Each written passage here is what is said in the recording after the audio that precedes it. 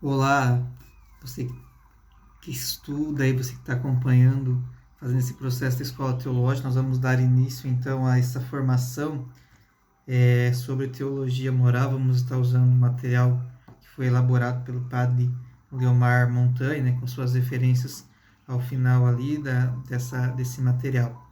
Também estará sendo disponibilizado os slides. Serão 3 vídeos então que nós vamos estar acompanhando para estudarmos aí a questão da teologia moral, né? Nesses 3 vídeos aí, mais ou menos meia hora cada um. Então nós vamos nos focar aqui nessa introdução à teologia moral, né? O que a teologia moral é?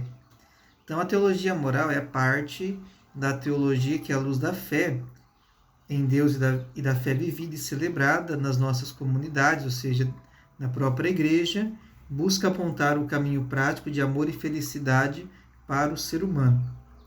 Então, quando nós falamos de teologia moral, quando a gente se aprofunda nesse aspecto,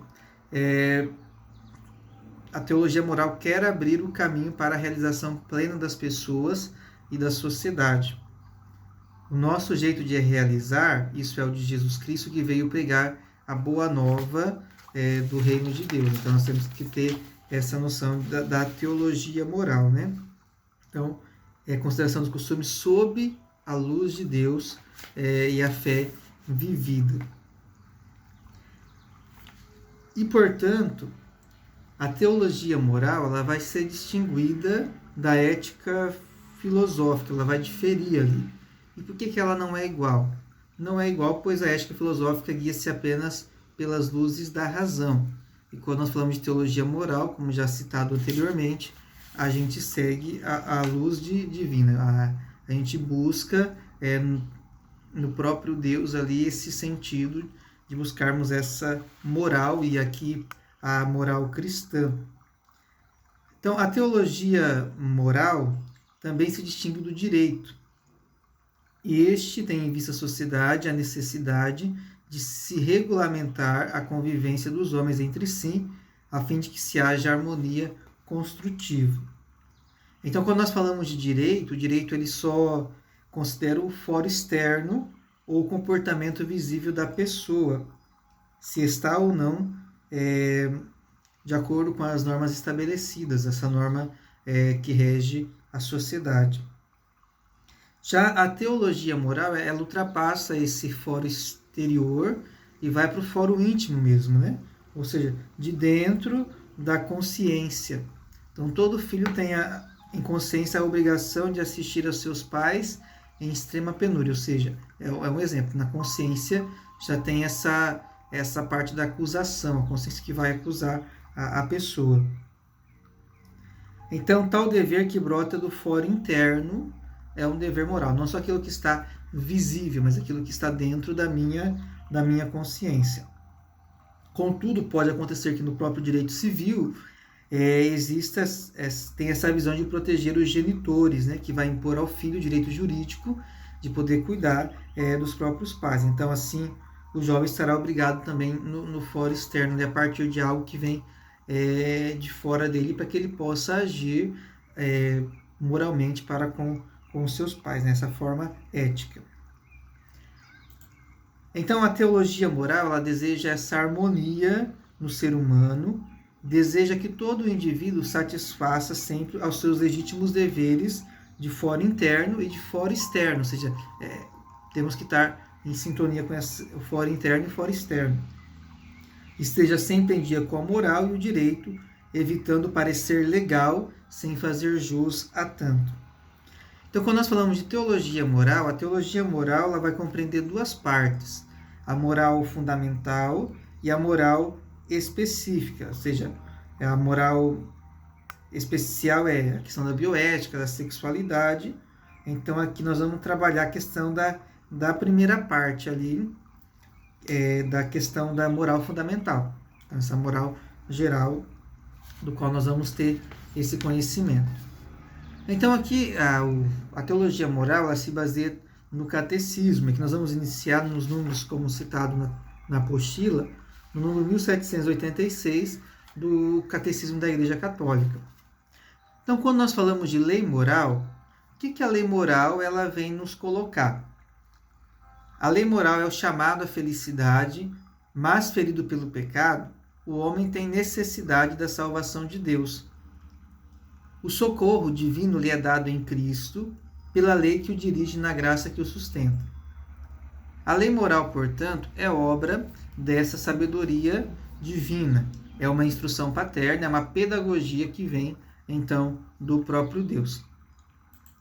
E daí nós entramos em direito natural e direito ou lei moral. Então, o direito natural ou lei moral, ele decorre da ordem estabelecida por Deus em todo ser humano para ser fundamento da conduta dos indivíduos e da sociedade.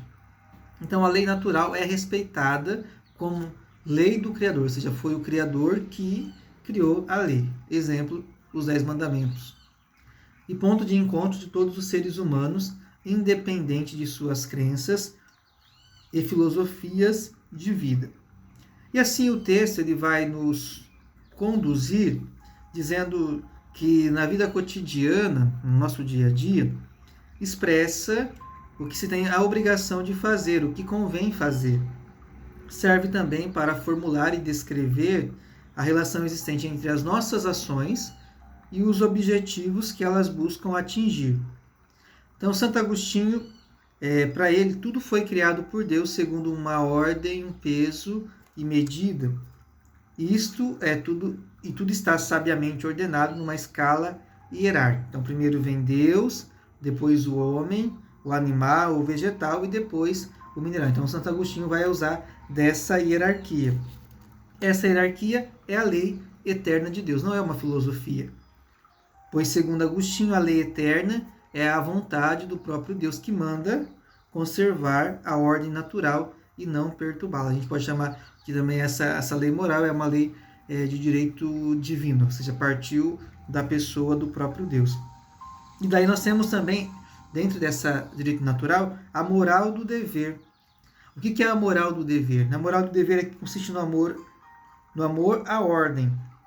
Para ele, Deus não está fora, nas criaturas, nos prazeres, na filosofia, nem na riqueza, nem lá em cima, nem embaixo. Mas Deus está onde? Deus está dentro de nós. Então, por isso que a gente se arrepende dos nossos pecados. Assim, é necessário encontrar-se Deus. Né? Então, a moral do dever é tão somente amar a verdade divina presente em cada um de nós. Essa moral divina do dever está dentro de nós, porque nós acreditamos em Deus.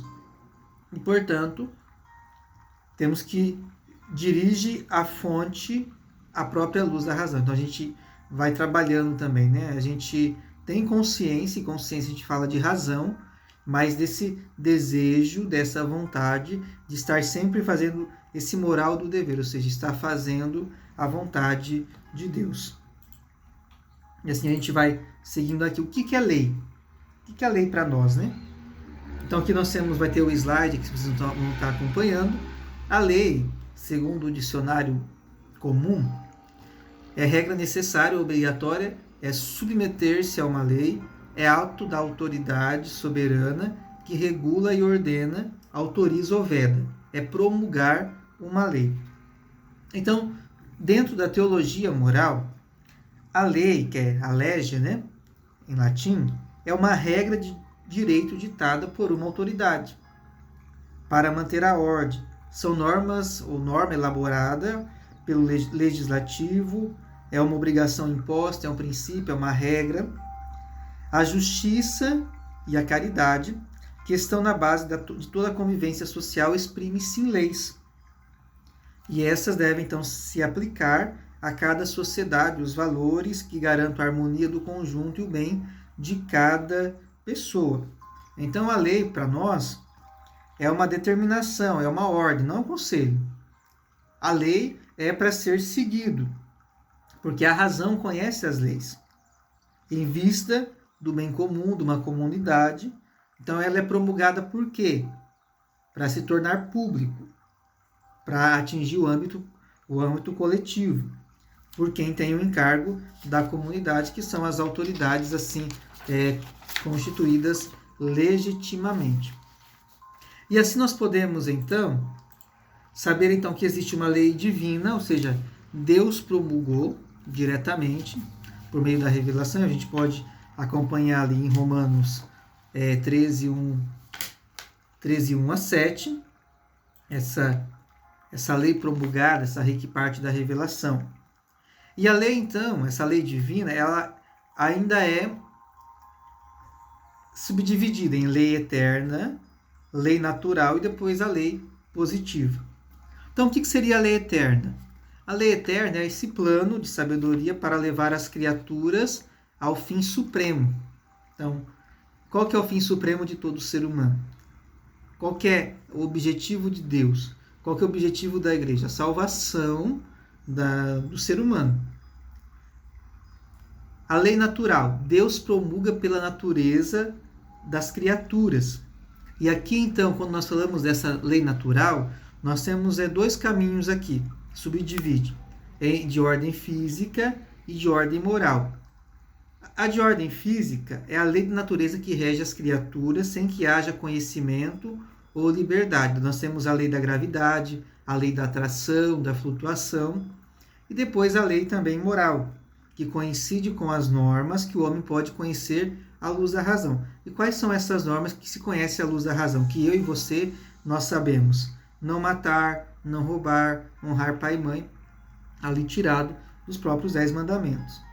Depois nós temos ainda uma lei que é positiva, ou seja, Deus promulga para levar os homens à visão de Deus face a face.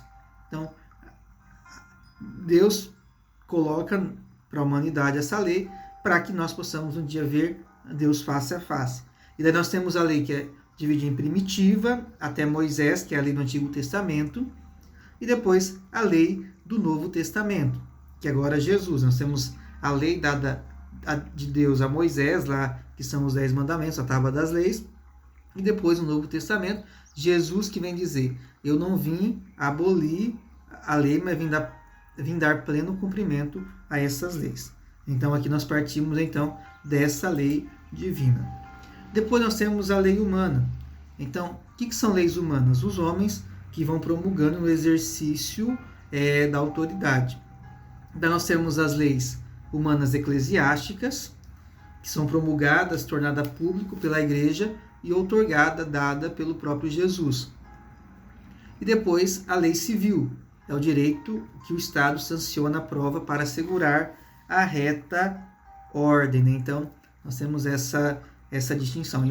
Nós temos o Código de Direito Canônico das normas ali, algumas são direito divino, outras são do direito eclesiástico, ou seja, a partir do estudo, a partir da palavra de Deus, foram elaboradas pelo próprio homem, promulgada, tornando público como essa forma de organizar a igreja. E, portanto, nessa demonstração, né, dessa lei natural, então a existência da lei natural é de importância capital para a ética e o direito. É que ela garante o valor objetivo, independente dos indivíduos e dos legisladores, e universal das leis que regem o convívio entre os homens. E assim, então, nós temos essa demonstração dessa lei natural.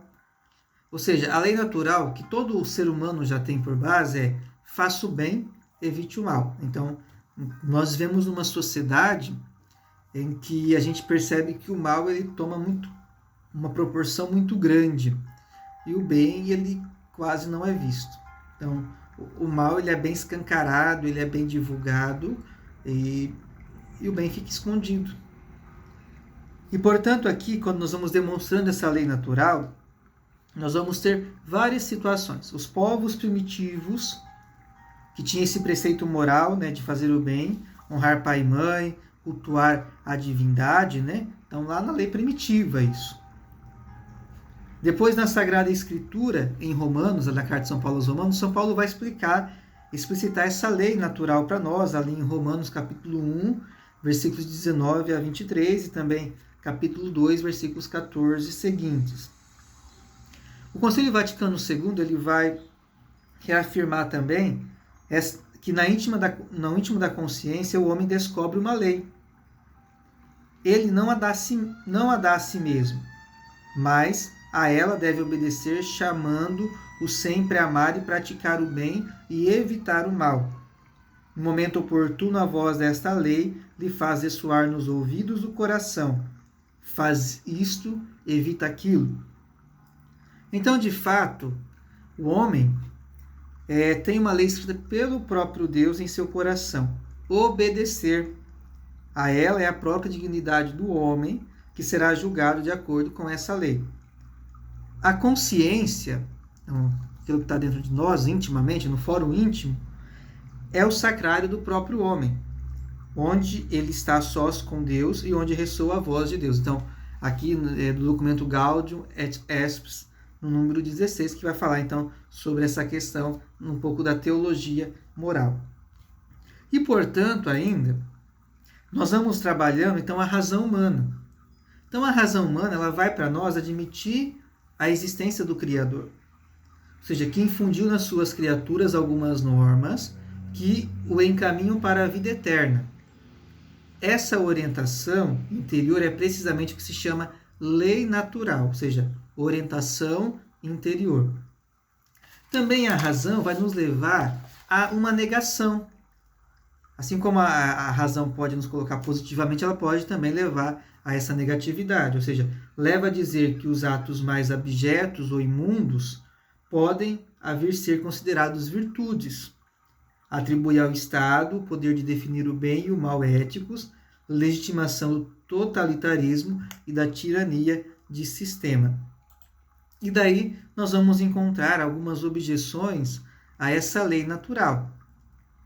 E aqui o texto vai nos trazer, então, que lá na Idade Média reinou uma certa unidade entre os povos ocidentais, unidade de cultura e de aspirações fomentada pelo ideal da cidade de Deus, em que o papado e o império colaborariam entre si, ou seja, a cristandade, origem divina da autoridade.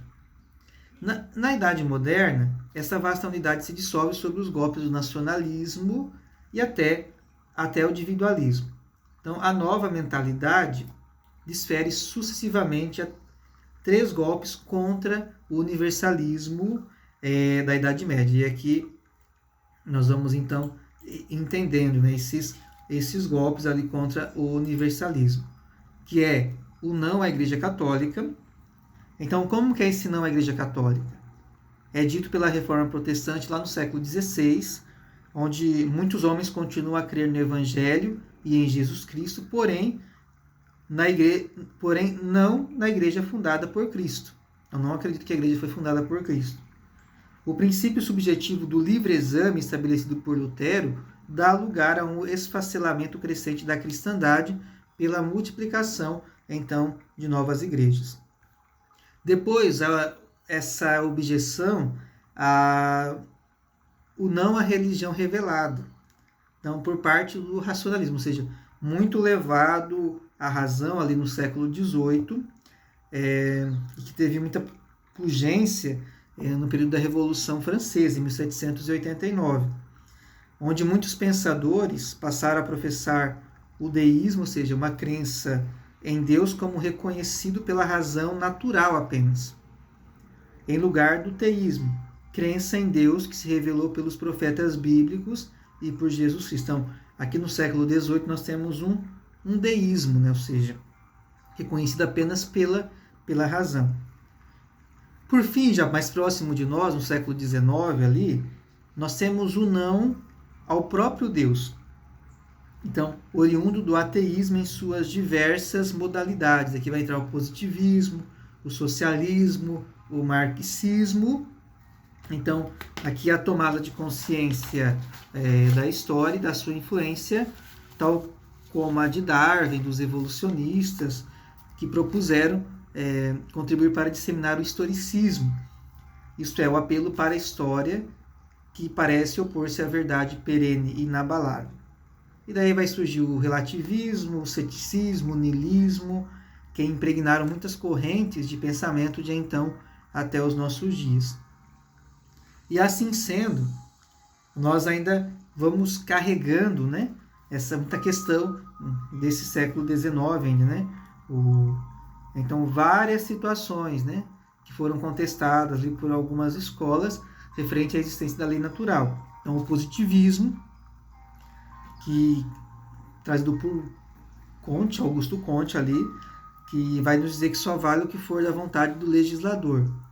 Então, as bases do positivismo jurídico são a negação da existência de Deus e de qualquer valor transcendental.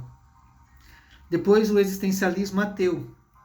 O homem é, antes do mais, liberdade. Vai nos trazer isso, o existencialismo ateu.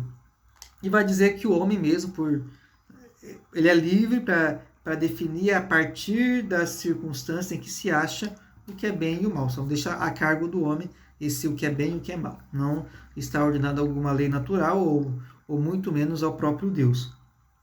O socialismo jurídico, as normas, vamos dizer que as normas são meramente convencionais, o bem e o mal seriam tais unicamente porque a sociedade resolveu considerá-los tais. Então, vai dizer que é a sociedade que definiu o que é bem ou o que é o mal. E daí nós podemos perguntar, como fica o direito à vida que é anterior à sociedade, né? Então, o direito à vida fica onde aí? Já que é o próprio homem que define ali o que ele acha que é o bem, o que é o mal. Então, fica esse ponto de interrogação para nós. Depois, o protestantismo recente, que impugna o direito fundado na natureza humana, afirmando que essa foi totalmente deteriorada pelo pecado. E também nós temos a questão do tecnicismo contemporâneo, que vai dizer que o homem não está sujeito à natureza e que por sua inteligência ele pode remover montanhas, aterrar baías, que ele pode alterar sua natureza corpórea, legitima os meios artificiais no funcionamento do seu organismo, não observar as leis fisiológicas leva à morte, não observar as leis morais também vai ocorrer a morte, a desintegração psíquica e física da pessoa. Então, esse tecnicismo contemporâneo ainda vai nos colocar que o homem não tem um corpo, mas é um corpo vivificado por uma alma espiritual. E o corpo deve obedecer, então, às leis. Não comer pedra, não poder deixar de dormir, etc. A pessoa também deve obedecer às leis morais. A quantidade de comida, de bebida, do fumo. E essa inobservância das leis fisiológicas leva a pessoa à morte, e também o desprezo das leis morais naturais vai induzir o ser humano à desintegração psíquica e até mesmo física, então, voltado muito nessa parte fisiológica. E daí nós vamos adentrar essa questão da centralidade e dignidade da pessoa humana. Então, qual que é o princípio da dignidade humana? O princípio da dignidade da pessoa humana é um valor moral e espiritual inerente à pessoa, ou seja, todo ser humano é dotado desse preceito e tal constitui a princípio máximo de Estado democrático de direito.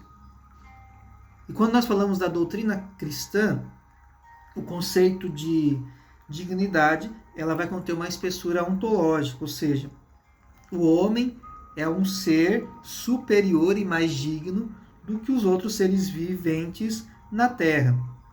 E o homem possui, então, uma dignidade particular que é oferecida pela divindade criadora, que não visa, em primeiro plano, resultados econômicos ou científicos, mas unicamente o bem da pessoa humana. Vai nos dizer isso, então, a doutrina cristã. Todo ser humano, em si, ele é constituído, então, de direitos e deveres. Então, o ser humano ele tem direito à vida digna, ao trabalho justamente remunerado, mas o ser humano também ele tem deveres. Nós temos deveres de praticar a justiça, a caridade e de colaborar na reforma social. E, portanto, aqui, desses direitos e deveres vai nos levar, então, a estarmos sabendo que todo mundo provém dessas características para, de fato, estarmos de acordo com a teologia moral, aquilo que é constituído a cada um de nós. E, portanto, assim, quando nós falamos da moral, faça o bem e evite o mal, nós queremos estar sempre vivenciando na graça de Deus, né? Então, viver o bem, fazer o bem e evitar o mal é dizer, eu quero estar na graça de Deus. Então, a graça de Deus e a sua justificação. Então, o que é essa graça, né? É a ação da justificação da parte de Deus. Além da remissão do pecado, a transformação do pecador, ou seja, o homem é realmente mudado no seu interior. Então, a isso chamamos graça, essa mudança que existe dentro do interior do ser humano. Então, a graça é sempre uma realidade que muda, transforma, qualifica e aperfeiçoa. Então, o homem ele vai mudando conforme ele vai tomando consciência dos seus erros e ele vai tentando mudar. Então, essa graça, ela vai adentrando, o ser humano vai mudando. Então, a graça, ela sempre muda, porque o homem, ele sempre está propenso a pecar, mas ele pode arrepender e voltar para a graça de Deus. E nós temos, então, uma divisão didática da graça. Ou seja, temos a graça divina, ou seja, que é sempre sanante e elevante. O que é isso? Sanante, livra o homem do pecado. Elevante, eleva a condição de filhos de Deus novamente. Então, isso nunca pode ser entendido fora do âmbito evento Cristo. Então, essa graça divina sanante e elevante é entendida a partir de Cristo, de Jesus Cristo. Depois nós temos a graça atual, que é uma chamada ou convite à pessoa. Então, convidar o homem a deixar o pecado e converter-se a Deus. É o início da amizade com Deus. Depois a graça suficiente, quando ficou na beira da vida do ser humano e não conseguiu uma resposta satisfatória deste ou esperado. Então, foi suficiente, mas não foi aquilo que era esperado, já diz a própria designação. Graça eficaz, quando consegue uma resposta plena do ser humano. Mas a graça atual, ela vai acompanhar o homem antes, durante o caminho e depois da realização de seus atos concretos, e por isso é chamada graça preveviente, graça concomitante e graça consequente. Depois nós temos a graça habitual, que é a graça então santificante. Ou seja, o ser humano ele fica totalmente integrado em Deus, amando sobre todas as coisas. Então essa é o caso da justificação. É a autocomunicação de Deus ao homem pela qual este é constituído filho seu e liberto do pecado. Então depois essa graça habitual, ela vai se dividir em graça incriada, ou seja, a inabitação de Deus no ser humano. É Deus mesmo que se dá permanente inabitação. Então parte de Deus. A graça criada, que é não produzido por causalidade eficiente, mas é consequência da graça incriada, que é a transformação que o homem vai experimentando, então essa transformação experimentada pelo homem, devido ao fato primordial: Deus habita no homem. Então a gente tem essa clareza que Deus habita em cada um de nós. Então nós ficamos aqui até com essa parte da graça. Então, a teologia moral. Então, aqueles princípios, né, que nós ouvimos ali no começo, de basear na lei de Deus, essa historicidade. Mas o principal foco aqui, o que é a lei moral? O que vai definir a teologia moral? Faça o bem, evite o mal. Então, é essa constância que a gente deve ter na nossa vida, né? E quando a gente cai no erro, nós temos que estar ciente que a graça de Deus, ela vai atuar em nós, essa graça que vai nos fazer voltar para Cristo, né? Então, a moral quer nos levar para essa prática da justiça, essa prática da caridade. Então, ficamos aqui com esse primeiro vídeo, depois nós continuamos o nosso trabalho.